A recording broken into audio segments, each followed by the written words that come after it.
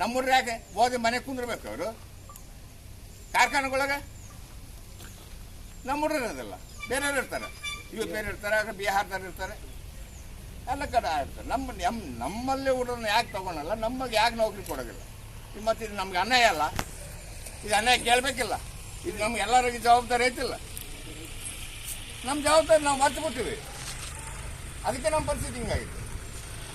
ನಮ್ಮ ನೀರೇ ನಾವು ಕೇಳಕ್ಕೆ ಹಕ್ಕಿಲ್ಲ ನಮ್ಮ ನೀರೆಲ್ಲ ಫ್ಯಾಕ್ಟರಿ ತೊಗೊಂಡೋಗ್ಬಿಡ್ತಾರೆ ಅಲ್ಲಿ ಅವ್ರು ದುಡ್ಕೊಂಡ್ಬಿಡ್ತಾರೆ ಎಲ್ಲರೂ ನೀರು ತೊಗೊಂಡೋಗಿ ನಮ್ಗೆ ಬೆಳೆಯಿಲ್ಲ ನಾವು ಸುಮ್ಮನೆ ನಮ್ಮ ನೀರೇ ನಾವು ಕೇಳಕ್ಕೆ ಹೋಗ್ತಾ ಇಲ್ಲ ಮತ್ತು ಇದೆಲ್ಲ ಅನ್ಯಾಯ ಅಲ್ಲ ರೈತಗೆ ಆಗ್ತಿರೋದು ಅನ್ಯಾಯ ಇದೇ ರೀತಿ ನಾವು ಹಿಂಗೆ ಸುಮ್ಮನೆ ಏನಂದರೆ ಇದೇ ರೀತಿ ಇದ್ದರೆ ನಮಗೆ ಮುಂದೆ ಉಳ್ಗಾಳ ಇರೋದಿಲ್ಲ ನಮ್ಮ ಭೂಮಿ ಇರೋದಿಲ್ಲ ನಮ್ಮ ಮನೆ ಇರೋದಿಲ್ಲ ನಮ್ಮ ಒಕ್ಕಲ್ತನ ಇರೋದಿಲ್ಲ ಕಾನೂನು ಈಗ ಹೆಂಗೆ ತರ್ತದಾರೆ ಅಂದರೆ ಸರ್ಕಾರಗಳು ಹೊಸ ಹೊಸ ಕಾನೂನು ತೊಗೊಂಬಂದು ಲಾಸ್ಟಿಗೆ ಏನಂದರೆ ನಿಮ್ಮನ್ನು ಒಕ್ಕಲ್ತನನೇ ಬಿಡಿಸ್ಬೇಕು ಫಸ್ಟ್ ಅವರು ಒಕ್ಕಲ್ತನ ಬಿಡಿಸ್ಬೇಕಂದ್ರೆ ಏನು ಮಾಡಬೇಕು ಎಲ್ಲ ಗೊಬ್ಬರ ಡೀಸೆಲ್ ಪೆಟ್ರೋಲ್ ಎಲ್ಲ ರೇಟ್ ಜಾಸ್ತಿ ಮಾಡಬೇಕು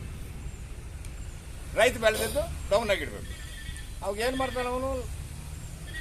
ಸಾಲಗಾರ ಆಗ್ತಾನೆ ಸಾಲಗಾರ ಆಗದೆ ಮತ್ತೇನು ಮಾಡ್ತಾನೆ ಯಾವುದೋ ಕಂಪ್ನಿಗೆ ಕೊಡಬೇಕು ಆವಾಗ ಬರ್ತಾರೆ ಕಂಪ್ನಿಯವ್ರು ಹೊರಗೆ ಬರ್ತಾರೆ ನಿಂದು ಒಂದು 100 ವರ್ಷ ಕೊಡಪ್ಪ ನಮ್ಗೆ ಒಂದು 99 ವರ್ಷ ಕೊಡೋದು ನಿಮ್ಗೆ ಲೀಜಿಗೆ ನಿನಗೆ ಇಷ್ಟು ಕೊಟ್ಬಿಡ್ತೀವಿ ಅಂತ ಹೇಳ್ತಾರೆ ನಾವೇನು ಮಾಡ್ತೀವಿ ಲಾಸ್ ಆಗೋದಕ್ಕೆ ಅದು ಬೇಸಲ್ಲಪ್ಪ ನಾವೇನು ಬೈತೆ